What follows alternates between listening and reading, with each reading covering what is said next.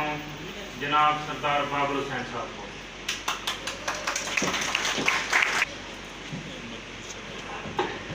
بسم اللہ الرحمن الرحیم۔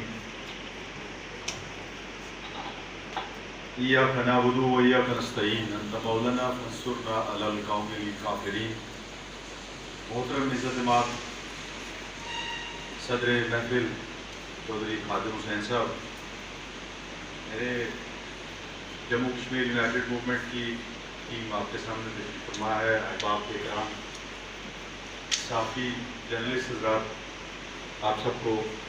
السلام علیکم ورحمۃ اللہ وبرکاتہ۔ یوں تو یہ ہمارا ایک انتخابی پروگرام ہے، لیکن کیونکہ ہم نئی پارٹی ہیں،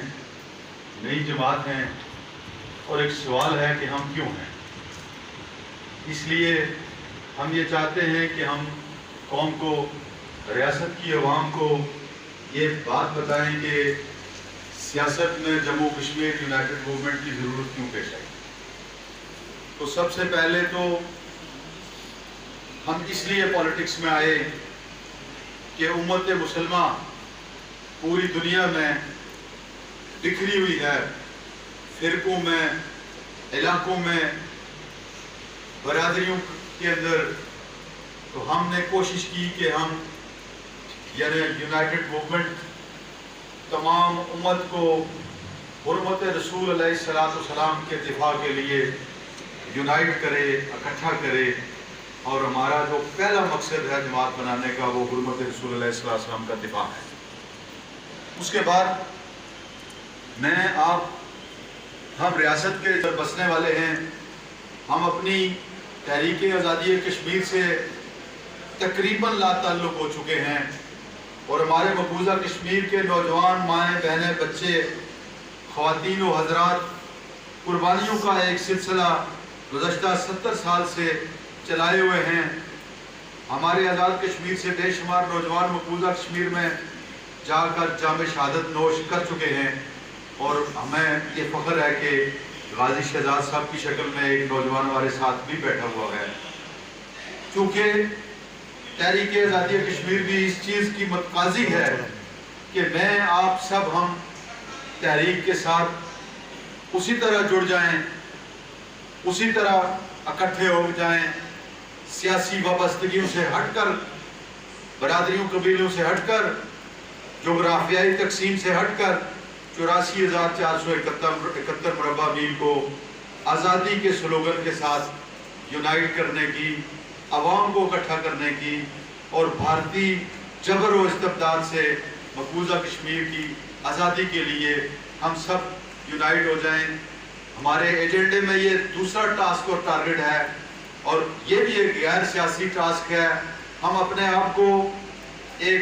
کوارڈینیٹر کے طور پر تمام آزاد کشمیر کی سیاسی جماعتوں کے سامنے پیش کر رہے ہیں کہ آئیں، تحریک آزادی کشمیر کے لیے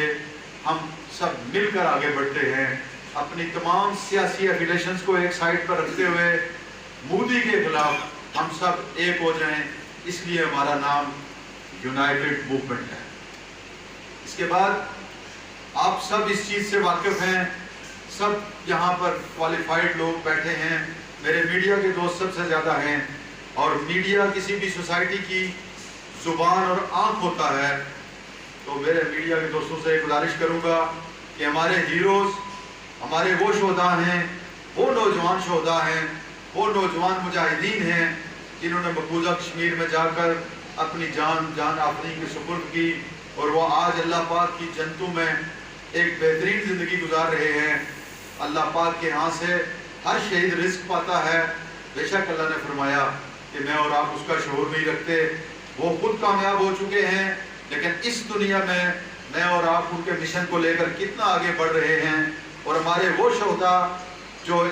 جنہوں نے اس وطن کے لیے جان کی قربانی پیش کی، ہمارے ان شہداء کے ورثاء کے ساتھ میرا اور آپ کا کیا بیہیویئر ہے، ان کی ویلفیئر ہم کس طریقے سے کر رہے ہیں، اور کس طریقے سے میری اور آپ کی ذمہ داری بنتی ہے کہ ہم ورثاء شہداء کو اپنی اس سوسائٹی کا رائل اور اپنی اس سوسائٹی کا عظیم خاندان اور قبیلہ بنا کر اس ریاست کے سامنے، گورنمنٹ کے سامنے اور پبلک کے سامنے پیش کریں۔ ہم اپنے وسائل شہداء کی اسی طرح سے لک آفٹر کریں جس طرح ہماری فورسز کے شہداء، چاہے وہ پولیس ہو، آرمی ہو یا دیگر کسی ادارے سے ہو، جس طرح ان کو بینیفٹس ملتے ہیں۔ میں سمجھتا ہوں میرے اور آپ کے وہ جوان، ان جوانوں کے ورثہ بھی اسی چیز کا حق رکھتے ہیں کہ ہماری ریاست کی جو گورنمنٹ ہے وہ ان کی ویلفیئر اس فوجی، اس پولیس آفیسر یا پولیس مین سے زیادہ ان کی ویلفیئر کی جائے، ان کو بھی اسی طرح سے زمینیں الاٹ کی جائیں، ان کو بھی اسی طرح سے علاج معالجہ فری کیا جائے، ان کو بھی اسی طرح سے ماہانہ وظائف اور پینشن ان کے ورثاء کے لیے مقرر کی جائے، تاکہ ہم تحریک آزادی کشمیر کے لیے قربانی دینے والے وہ لوگ جو ان کے بعد جانا چاہتے ہیں ایک مثال قائم کریں کہ جو جان قوم کے لیے قربان کرے گا اس کے ورثاء کی لک آفٹر ریاست کی ذمہ داری ہوگی۔ یہ ریاست کی ذمہ داری ہوتی ہے، لیکن آپ سب میرے جنرل ساتھی یہاں پر زیادہ موجود ہیں، آپ اس چیز سے آپ دیکھ رہے ہیں کہ جب ہمارا ایک نوجوان مقبوضہ کشمیر میں جا کر شہید ہو رہا ہے، اقوام متحدہ کا چارٹر ہمیں یہ حق دیتا ہے کہ ہم مقبوضہ کشمیر کے اندر جا کر جنگ گن اٹھا سکتے ہیں، اور یہاں پر جو ہماری لیڈرشپ ہے یہ ان کے گھروں میں جا کر تعزیت بھی کرنے سے اس لیے کتراتے ہیں کہ کہیں امریکہ ان کو دہشت گرد قرار نہ دے دے۔ تو میرے بھائیوں، یہ تین وہ چیزیں ہیں جو ہماری سیاسی نہیں، ہماری قومی ذمہ داری ہے، جس کے لیے ہم پوری کی پوری قوم کو یونائٹ کرنا چاہتے ہیں۔ ہم نے الحمدللہ یونائٹڈ موومنٹ نے شہداء کے ورثاء کے گھروں میں جا کر ہم ان سے جا کے ملے ہیں۔ آپ کا یہ بھائی اپنے دوستوں کے ساتھ جا کر ان سے ملا، اور یقین کریں کہ میں جب ورثاء شہداء میں سے ایک گھر میں ہم گئے تو وہاں پر پاکستان آرمی کے ایک صوبیدار صاحب کا بیٹا جو مقبوضہ کشمیر میں شہید ہوا تھا، انہوں نے مجھے یہ کہا کہ سردار صاحب ہم سمجھ رہے تھے کہ قوم شاید ہماری قربانی کو بھول چکی ہے، اور روتے ہوئے انہوں نے مجھے کہا کہ آج آپ کو یہاں دیکھ کر مجھے یقین ہو گیا ہے کہ کشمیر ضرور آزاد ہوگا اور ہمارے شہداء کا وہ مشن انشاءاللہ ضرور کامیاب ہوگا انشاءاللہ۔ میرے بھائیوں، یونائٹڈ موومنٹ کوئی روایتی سیاسی پارٹی نہیں ہے۔ یونائٹڈ موومنٹ ان اپنے تین ٹاسک اور ٹارگٹس کو لے کر انشاءاللہ العزیز آپ کی دعاؤں سے، آپ کے تعاون سے فیلڈ میں ایگزسٹ بھی کرے گی اور ایکٹیویٹی بھی ہم کریں گے۔ ابھی ہم اس وقت آزاد کشمیر میں ایک مافیا کا الیکشن ہونے جا رہا ہے۔ میں ایم ایل اے مافیا کی بات کر رہا ہوں جن کی کوئی پارٹی نہیں ہے۔ آپ دیکھ سکتے ہیں کہ یہ آج سے 15 سال پہلے کسی اور پارٹی میں تھے، 5 سال پہلے کسی اور پارٹی میں تھے۔ بدقسمتی سے مجھے اور آپ کو ایک ریاست کے ایک شہری ہونے کے یہ شرم محسوس ہوتی ہے یہ ڈسکس کرتے ہوئے بھی کہ پچھلے دنوں میں ایک ایم ایل اے نے ایک دن حکومتی ایم ایل اے منسٹر حلف اٹھاتا ہے قرآن پر ان کے ساتھ رہنے کا، اور دوسرے دن وہ جا کر کسی دوسری پارٹی میں شامل ہو جاتا ہے، اور وہاں پر بھی ہمارے ایک پیر صاحب دعا کرتے ہیں کہ اللہ اسے کامیابی دے۔ یہ میرا رب ہے، وہ کامیابیاں دینے والا ہے، لیکن اس طرح سے اپنی ایفیلیشنز کو بیچنے والے کسی قوم کے ہیرو نہیں ہو سکتے، بلکہ اس قوم کے ماتھے پر ایک بدنوادار ہوتے ہیں۔ میں اور آپ اگر اپنے اوپر پورا ٹرسٹ کریں، اپنے اللہ رب العزت پر توکل کریں، اور ہمیں یہ پتہ ہو، ہمیں یہ یقین ہونا چاہیے کہ ہمارے ہاتھ میں یہ جو ووٹ کی طاقت ہے یہ کتنی بڑی طاقت ہے۔ میں یہاں پر چونکہ آن ایئر ہمارا پروگرام جا رہا ہے چکسواری کے اندر، اور پورے آزاد کشمیر کے لوگوں، میرا آپ سے صرف ایک سوال ہے کہ کیا آپ اپنے بچوں کا مستقبل اس مافیا کے سامنے اسی طرح بیچتے رہیں گے؟ کیا آپ اپنے بچوں کے خواب اسی طرح سے بیچتے رہیں گے؟ کیا یہ میرٹ ہے کہ ایک دن ایک پارٹی کا منسٹر ریزائن کرتا ہے اور 4 ساڑھے 4 پونے 5 سال گزارنے کے بعد اسے یہ سمجھ آتی ہے کہ میرے علاقے کے لوگوں کی ایڈجسٹمنٹ نہیں ہوئی، میرے علاقے میں ترقیاتی کام نہیں ہوئے، پورے 5 سال وہ اسٹیٹس بھی انجوائے کرتا ہے، میرے علاقے کے ٹیکس کے پیسے کے اوپر عیاشی کرتا ہے، اور 5 سال کے بعد جب اسے اپنا فیوچر خطرے میں نظر آتا ہے تو وہ اٹھ کر اس پارٹی میں جانے کی کوشش کرتا ہے جس کی فیڈرل میں گورنمنٹ ہو، اور صرف اس لیے جاتا ہے کہ اسے یہ یقین ہوتا ہے کہ آنے والی گورنمنٹ کیونکہ ان کی بنے گی تو لہٰذا ان کے ساتھ چلا جاتا ہوں۔ یہ سارے کے سارے ان کو میں ایم ایل اے مافیا اس لیے کہتا ہوں کہ ان کی کوئی پارٹی نہیں ہے، ان کی پارٹی صرف پیسہ ہے، اور اس پیسے سے آپ کی لا تعلقی اور ہماری ریاست کی عوام کی لا تعلقی جو ہے وہ میرے لیے ایک بہت ہی परेशानी का सबब बाज़ औक़ात बनता है कि बहुत सारे लोग जो हैं वो जब ये कहते हैं कि वो खाता है और लगाता भी है, और ये नहीं सोचते कि जो खाता है वो कोई हक हलाल नहीं है, वो हराम खाता है जो उसके लिए भी ठीक नहीं है, और जो हम लोग देखते हुए बियर करते हैं हमारे लिए भी ये कोई अच्छी बात नहीं है। तो मेरे भाइयों दोस्तों, हम आज़ाद कश्मीर के अंदर गुज़श्ता 1 साल से एक तहरीक चलाए हुए हैं कि आप में से जो लोग 40 साल से ज़्यादा उम्र के हैं उन्होंने तो देखा होगा कि लोकल बॉडी का इलेक्शन हुआ करता था, बीडी मेंबर और काउंसलर बनते थे, बल्दिया का चेयरमैन बनता था, चक्सवारी की ज़्यादातर कम्युनिटी यूके बेस्ड है। आज भी ये अभी यूके में लोकल बॉडी का इलेक्शन हुआ, हमारे आज़ाद कश्मीर के बेशुमार लोग वहाँ पर काउंसलर बने हैं, मेयर बने हैं। क्या ये लोग अगर यूके की तरक्की में अपना सियासी रोल प्ले कर सकते हैं तो उनके आबाओ अजदाद, उनके भाई जो यहाँ पर बैठे हुए हैं, यहाँ पर क्या हमें सिर्फ MLA ही चाहिए जो एक आदमी हल्के के 200 से ज़्यादा पोलिंग स्टेशन या मोज़ियात पर जो बीडी मेंबर बनते हैं उन सब के फंड्स को अपने हाथ में लिए हुए बैठा है, और वो मुझे और आपको और आवाम को घर बुलाकर पर्ची देता है, तो उसकी पर्ची पर लोकल गवर्नमेंट का बदनुमा दाग महकमा जो है वो एक किसी को हैंड पंप देता है, किसी की गली पक्की करता है, और किसी को इस पर ब्लैकमेल किया जाता है कि अभी जो हमने ये स्कूल अपग्रेड किया है यहाँ पर तुम्हारे बच्चे को चौकीदार भर्ती करेंगे। तो ये वो सियासी रिश्वतें हैं जो मेरे और आपके पैसे से डेवलपमेंट हो रही है, उसी पर ये हमें ब्लैकमेल करते हैं। और इसको रोकने का फौरी तौर पर हमारे पास ये तरीका है कि हम बल्दियाती इलेक्शंस और जनरल इलेक्शन से एक साथ करवाने की मुहिम के साथ हम सब पूरी रियासत की आवाम खड़ी हो जाए। मैंने कल भी एक जलसे में यही कहा था कि लोगों, आप अपनी जमातें बेशक ना छोड़ो, आप जमातों में रहो, लेकिन इस माफिया से ये कहो कि आपका इलेक्शन तो 5 साल के बाद हो जाता है। करोड़ों रुपए में हमारा जो इलेक्शन कमीशन का अमला है, करोड़ रुपए में हमें पड़ता है। आप यकीन करें, आप जर्नलिस्ट साथी इलेक्शन कमीशन को स्टडी करें, उस पर जो हमारी इन्वेस्टमेंट हो रही है, अगर वो काम करें तो बल्दियाती इलेक्शन क्या, वो आपके चक्सवारी बाजार का ट्रेडर्स का इलेक्शन भी करवा सकते हैं। इतना पैसा हम उन पर खर्च कर रहे हैं। एक चीफ इलेक्शन कमिश्नर से 20 लाख रुपए मानन तनख्वाह में हमें पड़ रहा है। तो मेरे भाइयों, ये इतने पैसा हम उनको इसलिए नहीं दे रहे कि वो मुजफ्फराबाद में बैठकर स्टेटस एंजॉय करें, बल्कि इसलिए दे रहे हैं कि वो हमारे इलेक्शंस करवाएं, जमहूरियत को प्रवान कराएं, और लोकल बॉडीज का इलेक्शन अवॉइड करके इलेक्शन कमीशन उस गुनाह बेलज़्ज़त में शरीक है जो ये MLA माफिया जो रुकावट बना हुआ है। आज से 5 साल पहले आप भी के हल्के से चौधरी मजीद साहब प्राइम मिनिस्टर थे, हाई कोर्ट का डिसीजन आया, मौजूदा हुकूमत के प्राइम मिनिस्टर ने, इन्होंने मुस्लिम लीग नून ने वहाँ पर एक रिट की हुई थी कि आज़ाद कश्मीर में लोकल बॉडीज का इलेक्शन करवाया जाए। तो इन्होंने उस वक्त 90 डेज का टाइम दिया लोकल बॉडी ने। तो चौधरी मजीद साहब जो आपके यहाँ से प्राइम मिनिस्टर भी रहे हैं, इन्होंने पीपल्स पार्टी की गवर्नमेंट ने फंड्स ट्रांसफर किए इलेक्शन कमीशन को कि लोकल बॉडी का इलेक्शन करवाया जाए। और ये जो माफिया की हुकूमत अभी आई है, इन्होंने आते ही उसको 2 महीने के लिए डिले किया, फिर 3 महीने के लिए, फिर फरवरी 2017 में जनाब फारूक हैदर साहब ने ये स्टेटमेंट जारी की कि हम मई में इलेक्शन करवाएंगे, और मई आने से पहले इस सियाह हुकूमत ने ये काम किया कि जाकर सुप्रीम कोर्ट से एक स्टे लिया जो आज भी एक्टिव है, और लोकल बॉडी का इलेक्शन सिर्फ इस वजह से रुका हुआ है कि सुप्रीम कोर्ट से हमारी इस गवर्नमेंट ने, इस डाकू गवर्नमेंट ने एक स्टे लेकर हमारा इलेक्शन रोका हुआ है। अगर हम सब खड़े नहीं हुए तो इसी तरह से MLA का इलेक्शन होगा, एक नहीं तो दूसरा बन जाएगा। लेकिन मेरे भाइयों, आपके मसाइल उसी तरह से रहेंगे। ये चक्सवाली का हल्का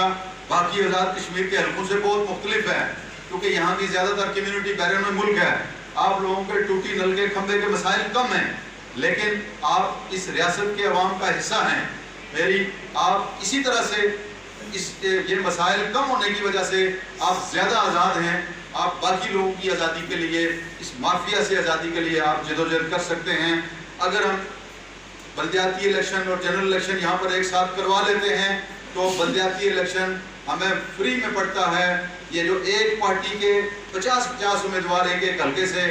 70-70 हज़ार रुपया पॉलिटिकल माफिया पार्टीज जो बैठी हुई हैं, इनको देकर वो टिकट के लिए एप्लीकेशन दे रहे हैं। यही उम्मीदवार हमारी यूनियन काउंसिल्स के, डिस्ट्रिक्ट काउंसिल के, लोकल काउंसिल्स के और बल्दिया के ना सिर्फ रिप्रेजेंटेटिव बन सकते हैं, बल्कि हमारी हकीकी तरक्की में बेहतरीन रोल प्ले कर सकते हैं। ہم نے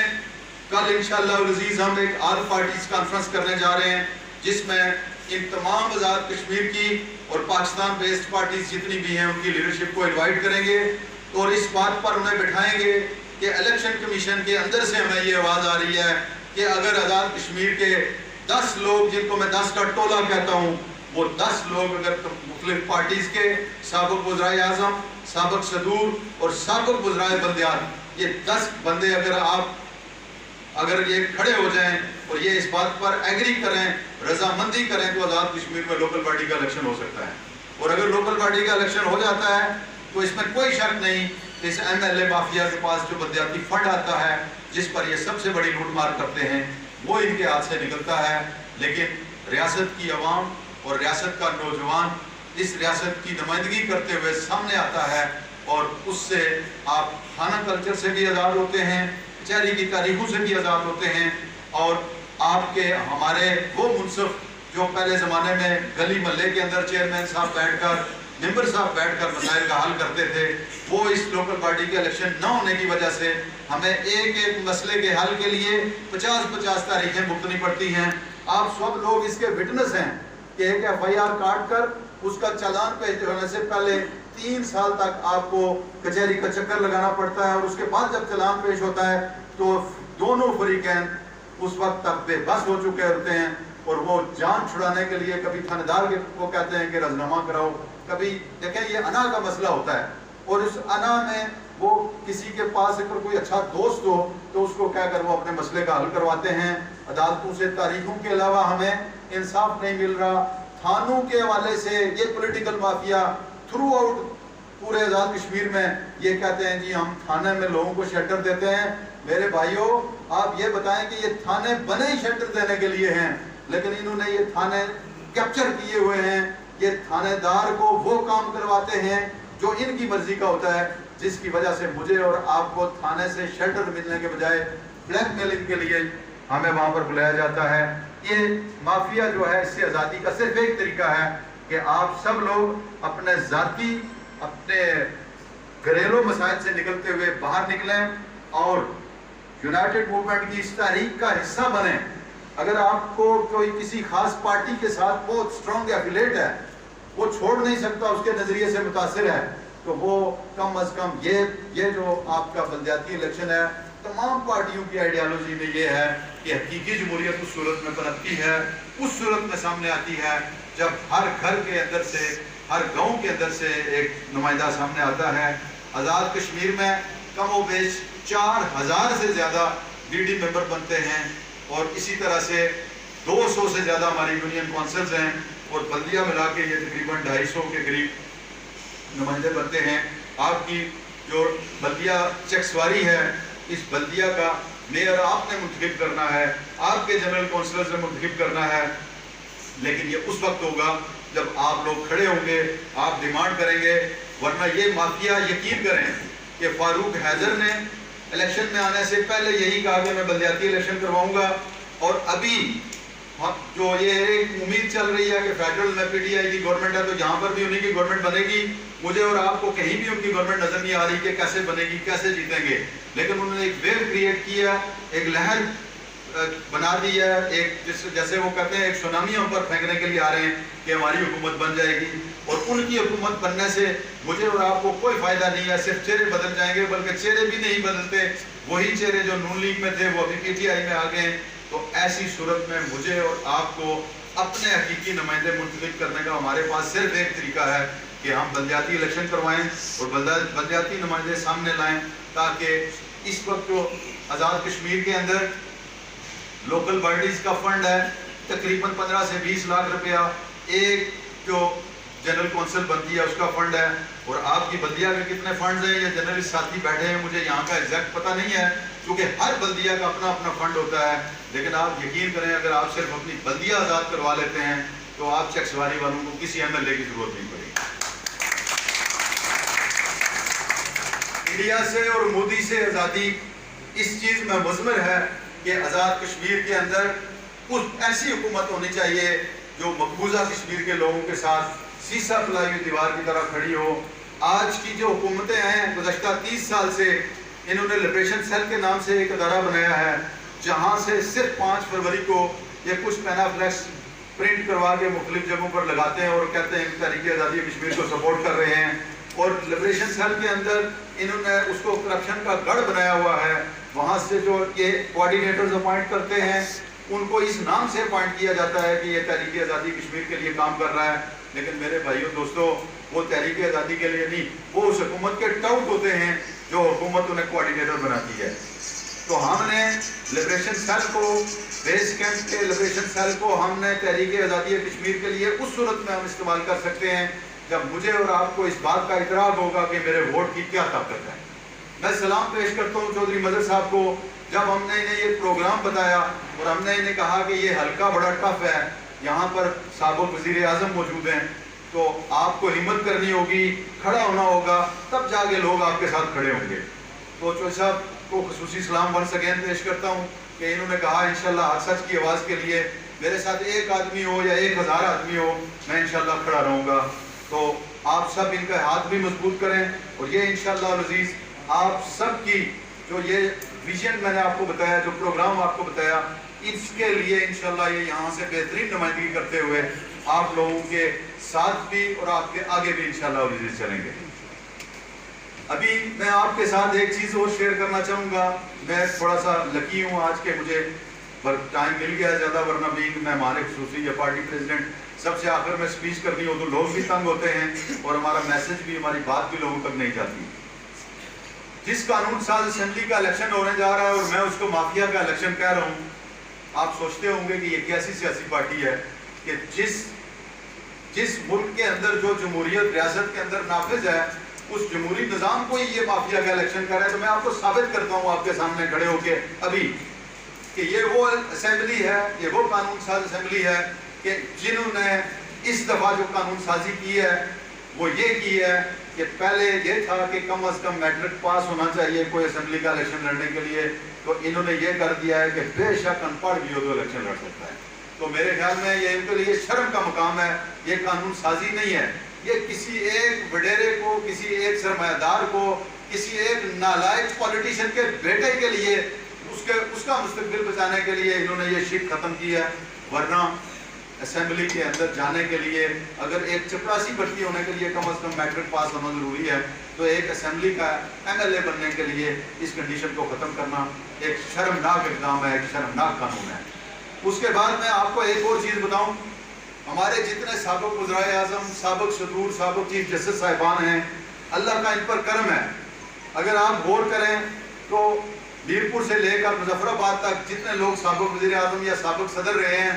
ان کے بڑی بڑی جائیدادیں بھی ہیں, مکان بھی ہیں, مارکیٹیں بھی ہیں, پلازے بھی ہیں, لینڈ بھی, زمین بھی ہے, بیرون ملک بھی مکان ہیں, یہاں پر بھی ہیں. لیکن ان کی حوث دیکھیں آپ کہ میں آپ کے میڈیا کے تھرو آزاد کشمیر کی عوام کو یہ بتانا چاہوں گا کہ ان کے اندر جو لالچ ہے وہ کیا ہے. ان کے اندر کا لالچ یہ ہے کہ اس دفعہ انہوں نے یہ قانون بنایا ہے کہ جو سابق وزیر اعظم, سابق صدر اور سابق چیف جسٹس ہوگا اس کو ریاست کی عوام کے ٹیکس کے پیسے میں سے ماہانہ 8 لاکھ روپیہ پینشن دی جائے گی. یہ شرم کی بات ہے کہ یہ نہیں ہے؟ یہ شرم کی بات ہے کہ نہیں ہے؟ میں آپ لوگوں سے پوچھ رہا ہوں. اور اسی طرح سے اس پر انہوں نے اکتفا نہیں کیا, اس کا علاج معالجہ بھی فری ہے, اس کے ساتھ 4 ملازم ہیں اور اس کو ایک لیٹسٹ ماڈل کی گاڑی ہر سال دی جائے گی. یہ وہ فالج زدہ سابق وزرائے اعظم, سابق صدور اور سابق چیف جسٹس ہیں. لگتا تو یہ ہے کہ ان کو کسی اسپتال میں داخل کروا دیا جائے تو بھی اس پر 8 لاکھ روپیہ ماہانہ خرچہ نہیں آتا, اور گھر بٹھا کر ہماری قوم ریاست کے شہداء اور غازیوں کے ورثاء کو یہ کچھ نہیں دے رہے ہیں, لیکن یہ قانون اپنے لیے بنا رہے ہیں. اور وہ ہماری زبان میں کہتے ہیں نا, انڈی منڈے ریوڑیاں مڑ مڑ اپنی چولش پاوے. یہ وہ والی بات ہے ساری کہ اس پر یہ سارے اکٹھے ہیں, سارے ایک ہیں, اور اس کے خلاف آواز بلند کرنا میرا اور آپ سب کی ذمہ داری ہے, کیونکہ ہم اس نبی علیہ السلام کے امتی ہیں کہ جن کے اب حضرت ابوبکر صدیق رضی اللہ تعالیٰ عنہ جب خلیفہ وقت بنتے ہیں تو احباب ان سے کہتے ہیں کہ ابو بکر یہ جو ماہانہ وظیفہ آپ نے اپنا مقرر کیا ہے اس میں آپ کا گزارا نہیں ہو سکتا. تو آپ نے فرمایا کہ جس دن میرا گزارا نہ ہو سکا اس دن مدینہ کے مزدور کی تنخواہ بڑھا دوں گا. آپ کبھی جا کر پوچھیں ان سے کہ یہ اللہ پاک نے اتنا کرم فضل آپ پر کیا ہوا ہے، آپ کے گھروں پر اعظم من فضل ربی لکھا ہوا ہے، اس کے باوجود اس قوم کے ٹیکس کا 7.5-8 لاکھ روپیہ ماہانہ آپ کیوں لے رہے ہیں؟ آپ کے پاس گاڑیاں نوکر موجود ہیں، پھر بھی آپ ایک زندہ لاش کو سنبھالنے کے لیے 4 ملازم اور گاڑیاں کیوں رکھی گئی ہیں؟ اسی طرح کی ناانصافی اور اس پر خاموشی کی وجہ سے اگر ہم یہ سمجھیں کہ اللہ کی رحمت ہم پر آئے گی تو میرے بھائیوں یہ ہماری خام خیالی ہے۔ اللہ کی رحمت وہاں پر آتی ہے جب ظلم کے خلاف نبی علیہ السلام کا امتی ننگی تلوار بن کے نکلتا ہے۔ تو وہ ننگی تلوار بننے کے لیے میری ذمہ داری نہیں ہے، آج یہ میسج آپ کے پاس میں پہنچانے کے لیے آیا تھا، پہنچ گیا ہے، اب آپ نے کھڑے ہونا ہے اور کھڑے ہو کے آپ نے حق سچ کی آواز بلند کرنی ہے۔ ہم لیگ پارٹی لیڈ کرنے جا رہے ہیں، اگر ہماری ضرورت پڑے تو ہم انشاءاللہ ہراول دستے کی طرح آپ کے سامنے بھی، آپ کے ساتھ بھی انشاءاللہ عزیز کھڑے ہوں گے۔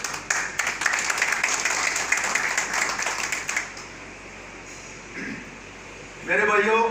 کرپشن کی یہ داستان یہاں پر ختم نہیں ہوئی۔ آپ سب لوگ اس بات سے واقف ہیں کہ لوکل گورنمنٹ سے آپ اگر 1 لاکھ روپے کی اسکیم لیتے ہیں تو وہاں پر پہلے آپ سے کہا جاتا ہے کہ 16,000 15,000 یا 20,000 روپیہ پہلے جمع کرائیں، کیش جمع کرائیں اور 1 لاکھ کا چیک لے کے دے جائیں۔ میں پورے آزاد کشمیر میں چیخ رہا ہوں، بار بار کہہ رہا ہوں، مجھے کوئی آج تک نہیں کہہ رہا کہ جی یہ بات آپ غلط کہہ رہے ہیں۔ کوئی کسی نے مجھے نہیں کہا کہ یہ بات ٹھیک نہیں ہے، یہ بات بالکل ٹھیک ہے۔ جب میں اسٹیج سے اترتا ہوں تو مجھے لوگ اگر کہتے ہیں آپ بالکل بات ٹھیک کہہ رہے ہیں، اور یہی بات وہ ہے جو کرپشن کو ہم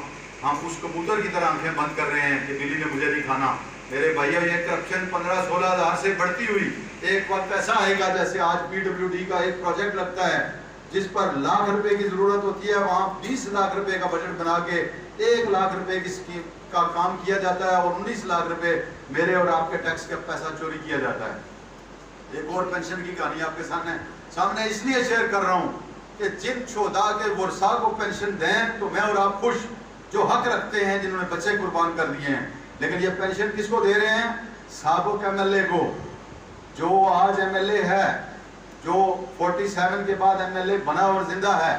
اس کی ماہانہ پینشن سردار عتیق صاحب نے 10,000 روپیہ مقرر کی تھی جب وہ وزیر اعظم تھے، اور جب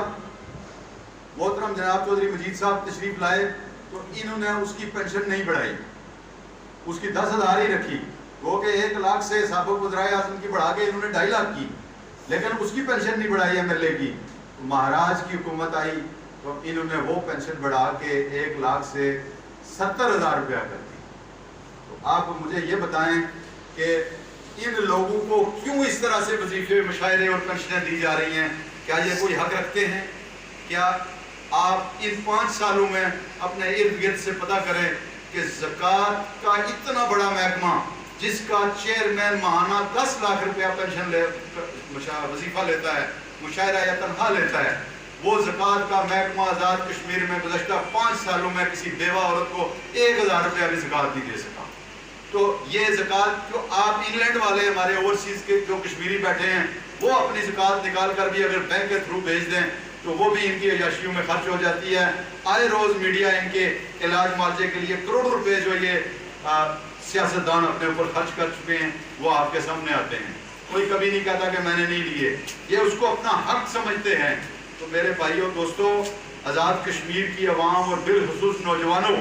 یہ وقت ہے آپ کے کھڑا ہونے کا، اور ابھی کھڑے ہو کر جب تک آپ لوکل باڈی کا الیکشن نہیں کروائیں گے اس مافیا سے آزادی ممکن نہیں ہے۔ اور اسی طرح سے اگر یہ مافیا اپنے لیے ہر روز نئے قوانین بناتا رہے گا تو بھی ورثائے شہداء کی ویلفیئر پاسبل نہیں ہوگی۔ تو میں اور آپ انشاءاللہ تحریک کے ساتھ کھڑے ہوں گے، آزاد کشمیر کو حقیقی معنوں میں بیس کیمپ بنائیں گے۔ آزاد کشمیر کے اندر اللہ پاک نے اتنا پوٹینشیل رکھا ہے، ٹورزم کو ڈیولپ کریں گے۔ آج ہم باقاعدہ بغیر حکومت میں کیے ہوئے ہم اس وقت آزاد کشمیر میں ایگریکلچر ڈیولپمنٹ پر کام کر رہے ہیں۔ ہمارے ایگریکلچر کے شعبے کے سربراہ جو ہیں وہ یہاں آج نہیں آ سکے، لیکن انہوں نے آزاد کشمیر کی بنجر زمینوں کو آباد کر کے 1,000 سے زیادہ باغات لگوائے ہیں۔ پولٹری کی ڈیولپمنٹ پر بھی ہم اسی طرح سے کام کر رہے ہیں۔ ہم حکومت میں آئیں یا نہ آئیں، انشاءاللہ العزیز تعلیم، صحت اور جنرل ڈیولپمنٹ کے لیے ہمارا کام کاج انشاءاللہ جاری رہے گا۔ آپ سب سے یہ گزارش ہے کہ اپنے اوپر ٹرسٹ کریں، اپنے اوپر یقین رکھیں اور اپنے اس ووٹ کو وید سمجھتے ہوئے اس کینڈیڈیٹ کے حق میں سٹیمپ لگائیں جس کو آپ یہ سمجھتے ہیں کہ یہ میری رہنمائی، یہ میری امانت کی ضمانت ہے، اور اپنے آپ کو اس سیاسی مافیا سے بچائیں جو نئے جھنڈوں میں اور نئے ڈنڈوں کے ساتھ آ رہے ہیں، اور اس بات کا یقین رکھیں کہ اللہ رب العزت استعداد دینے والا ہے، اللہ رب العزت کے اختیار میں سب کچھ ہے۔ ہم صرف یہ نیت لے کر آگے بڑھیں کہ جو اللہ کا حکم ہے وہ کریں گے، اور جس سے اللہ نے روکا ہے وہ نہیں کریں گے۔ آپ کا بہت بہت شکریہ۔ جرنلسٹ ساتھیوں کے ساتھ انشاءاللہ ہم بیٹھیں گے اور تفصیل کے ساتھ جو سوالات ہوں گے ان کے جوابات بھی دوں گا، اور اپنے پروگرام کا مزید جو کوسچنز آپ کے ذہنوں میں ابھر رہے ہیں اس کے متعلق بھی بتاؤں گا۔ ابھی اس وقت ہمارے پاس ہمارے مقبوضہ کشمیر کے اندر اسیر رہنے والے